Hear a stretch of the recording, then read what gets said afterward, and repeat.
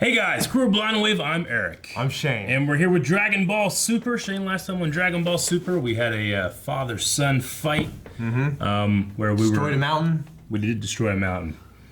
Tien didn't do much. He did his Piccolo best. was proud. He also did his best. Yeah. Yep, yeah, we are getting ever closer to the beginning of the Tournament of Power. Very interesting episode coming up today. As you guys know, or if you haven't seen the videos before, I have seen Dragon Ball Super in its sub form. Shane hasn't seen any of it, and I haven't seen the American version yet. So, or I should say English version yet. But we're getting ready to start the reaction here. Go down in the description, find the link to the reaction. You can watch that, and then come back here for the review. Ready to start? Yeah. Let's do it.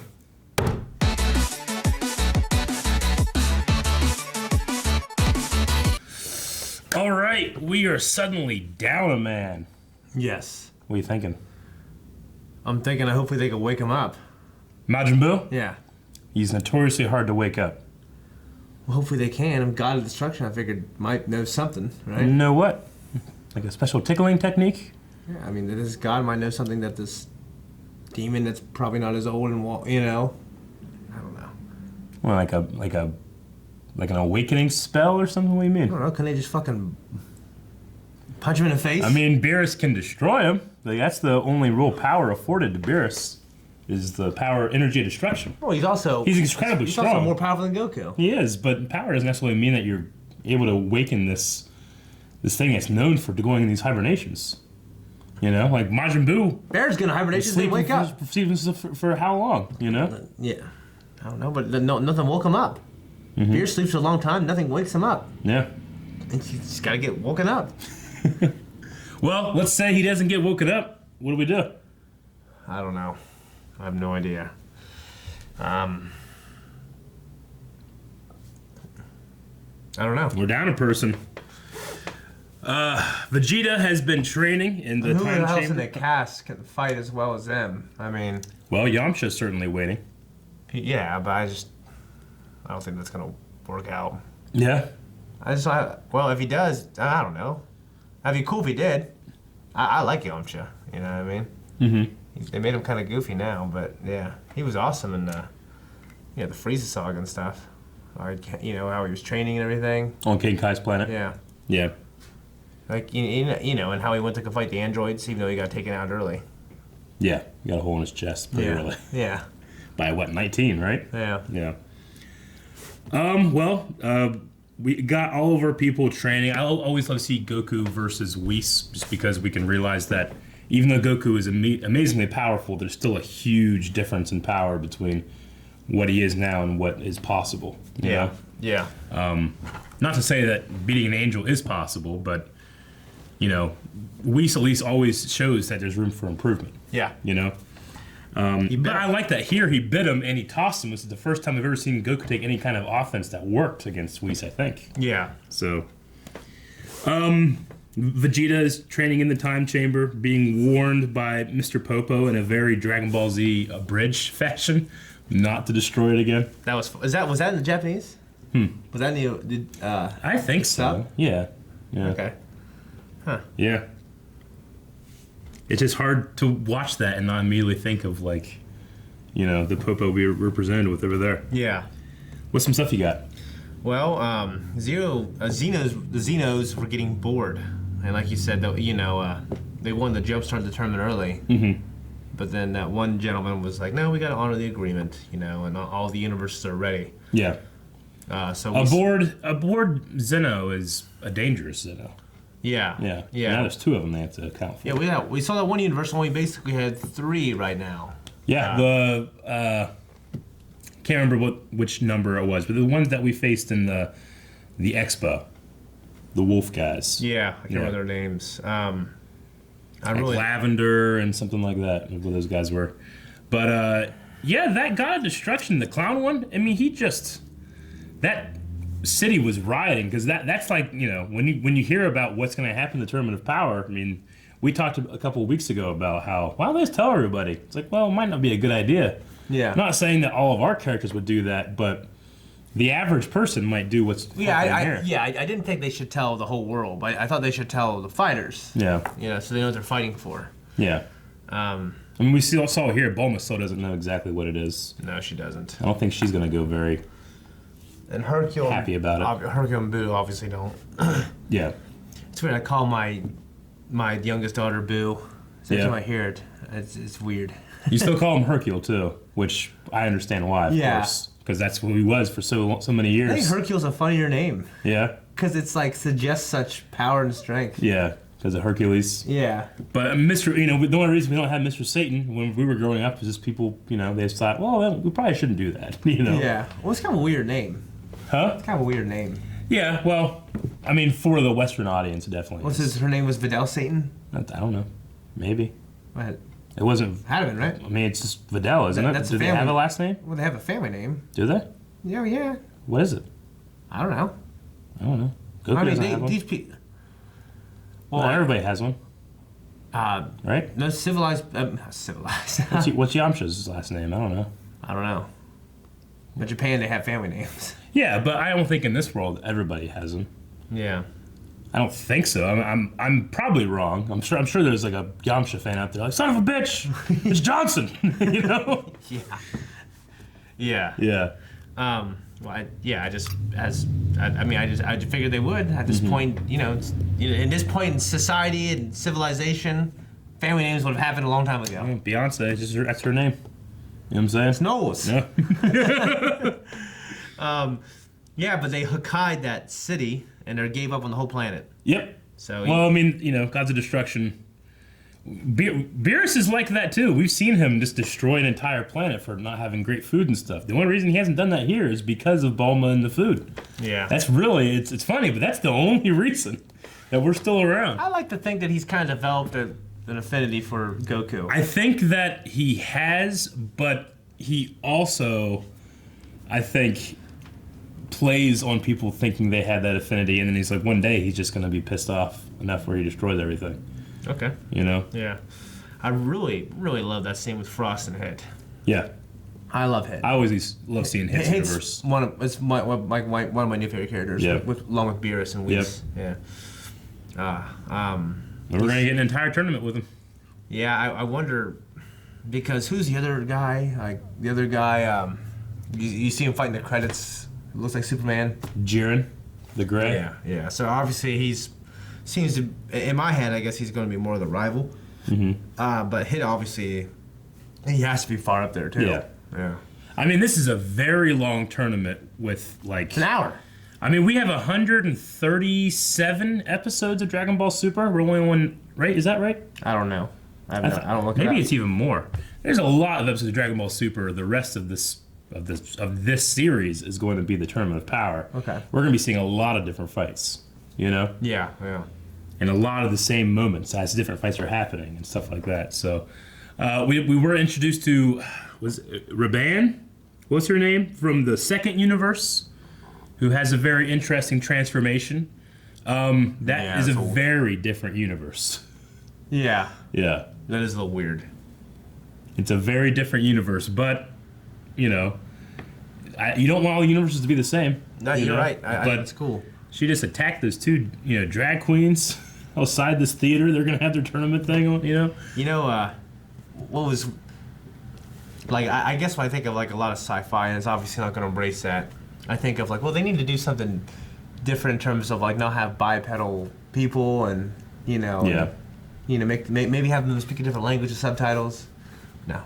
I mean, it's that's not the style. It's not. They have to have martial arts, Yeah. But it's like they have the robot. Yeah. Like, and he was different. Yeah. So I thought that was kind of cool. It was weird. But if they could have some kind of other non-bipedal, like an octopus or something. Sure. And he'd fight like an octopus. I think that'd be cool. I mean, it's one of those ideas of sci-fi that bipedal, looking humanoids is like some kind of goal that you evolve to. Yeah. Whereas, the thing about it is being on 2 feet as opposed to 4 or 8 or 10 is much more efficient. At what? At running, at endurance. That's why, a human can chase a deer far longer and the deer will die. Because when you're on 2 feet, you don't use as much energy as if you're on 4. I'm sure there's way you can evolve where you don't have to look like that or be on 2 feet. Yeah. I'm not saying that that's why. I'm just saying that could be a reason. Yeah. You know? Maybe that's something, if you have to have an answer. Yeah. That's always something that wins out in terms of natural selection. Yeah, I think martial artists. You know? I think a tiger learn how to fight will be crazy. Like an intelligent tiger. Yeah. Like, you know what I mean? But I mean, it attacks with its face. You know? That might be vulnerable to another tiger. You know what I'm saying? Yeah. Yeah. I mean, is attacking with your face the best option in the tournament of power? Well, pause. I think of Tai Fu. Yeah. You know, the martial artist, the PlayStation game. Yeah. You know what I mean? He Sure. You know, he had multiple ways to attack. Yeah. But he was a tiger. No, I get you. I mean, it's just one of those things. Like, we have to recognize the martial arts in these fights. You know, it would be hard to do that if they were just like amoeba guys. Yeah, it would. And would that count as a martial artist? You know. Now that you mention it, I don't know. Maybe they're building up Yamcha so he's in the tournament too, but I don't know. What do you think about Roshi? I think he needs to embrace the fact that I don't know. So what's he trying to do? Is he trying to like? He's having Poir, who's not a real woman, because he doesn't want to victimize a real woman. He's going to victimize this cat, pretty much. Yeah. But he's trying to.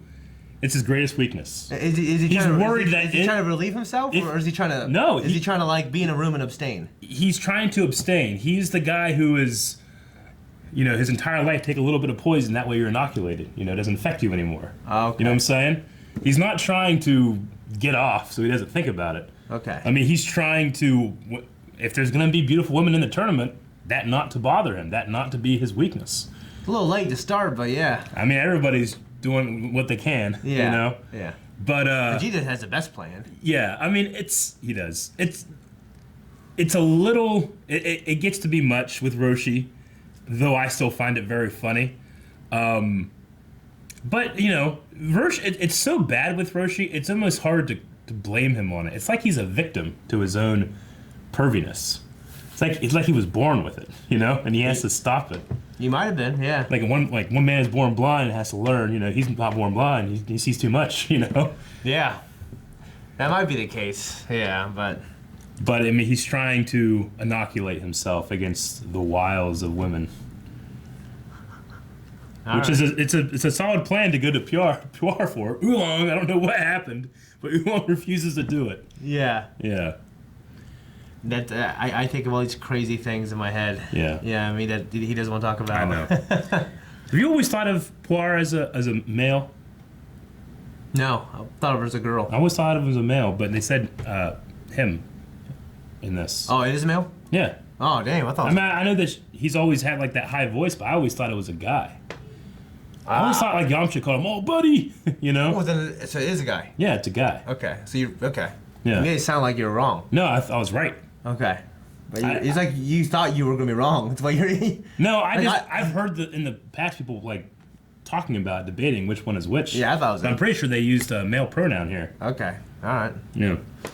They were talking about having Elder Kai unleash Goku's latent potential like he did Gohan. Yeah, but it'd take too long. Which I don't know why they can't just go to the hyperbolic time chamber. I don't know either. Do that. That's exactly what I was fucking thinking. Yeah. But I always love Gawasu's, he's filming that workout routine because it could get some views on GodTube. I love that so much. You know what I'm wondering? Yeah. If you open up the hyperbolic time chamber. Yeah. Now, I know you walk into fog, so you can't look in there and see everyone moving in slow motion. But if you're here and the door's here, and you have this rope, and you pull it, what would it look like over here? If you pull the rope? Yeah.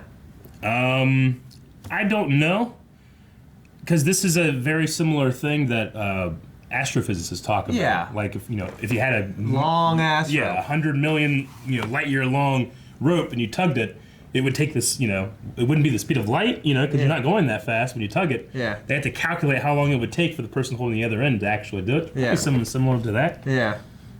Just time dilation. Yeah. I mean, you have to really make the experiment count. You have to find like how close and how short of a rope can you use, you know, to be able to do it. Yeah. I don't know. You probably. What if it was real taut? I mean, depending on the length of the rope, it still takes some time for the action to happen here. You know, it doesn't happen instantaneously. Like the threads of the rope still have to work on each other. What if it's a metal bar? Metal still isn't solid in terms of atoms and stuff. Yeah. I don't know. I imagine with space and time and all that shit, you're either gonna solve the meaning of life or destroy the universe by doing this experiment. So let's keep it. Let's not do that. Yeah. Once again, that Frost living on the edge of civilization, having to survive the elements. He's improved, I guess. He's a survivor. Yeah. Because not only do you want to be able to be a great fighter, you want to be able to not be knocked off or knocked out too. You know what I'm saying? Yeah. So if you have someone, like Roshi is not the most powerful person, but within these rules, he's a brilliant strategist. You know what I'm saying? So he's not going to be, overpowering somebody with a beam struggle. He's come up with these crazy strong techniques. He does. I mean, Mafuba, the evil containment wave. Yeah. Like he's that great before. Yeah. Just throw somebody in a bottle and knock him off the edge. Yeah. I have a theory that Frost is going to do something to break the rules of. Yeah. Yeah, that's what I think. Yeah. He might. I mean, he is devious. He's the one that everybody thought he was like a peacekeeper, but really he was playing both sides like a Palpatine kind of thing, Yeah. I still enjoy Gohan and Supreme Kai, strategizing. Yeah. Gohan is the captain of this team, so we're keeping that here. And then while Piccolo and Tien, like their ideas of like, well, let's get ready, is they're off meditating. Yeah. Goku's trying to fight anybody he possibly can, and Vegeta's training, Yeah. So, yep. All right, you got anything else? No, I don't. It's weird to have gone so long without really featuring Vegeta much. Yeah, true. Well, that is the episode, guys. Yeah, it seems like they have a story structured much better than Dragon Ball ever did. It's in terms of like, it was a simple story. Yeah. It was very good, but it was simple. This seems to be like a more modern, like interconnected, multiple characters, multiple sides. You know. So I think it's really cool. I'm loving it, and I'm loving all the new characters. So. Well, we're gonna have a little bit of a break here, guys, because I believe there's no new Dragon Ball Super for about 2 weeks, which happily, but maybe not so happily, coincides with my vacation. I'm not gonna be here for 2 weeks, so I was thinking you were gonna have to do just Shane in these videos. I know a lot of you like that, but you're not getting it. No. So we'll see you back here as soon as Dragon Ball Super comes back, and that's it. Thanks for having Coke. Why? What happened? Nah, just kidding. I just think would you be really confused? Guys, thank you so much for joining me in air for Dragon Ball Super. If you want to see the full length of this, you can go to patreon.com/blindwife. Make sure you jump on Discord, chat us up. Also check out our store, because there's some really cool stuff on there, even though we're not wearing anything right now. But we do sometimes. Yeah, ding noise.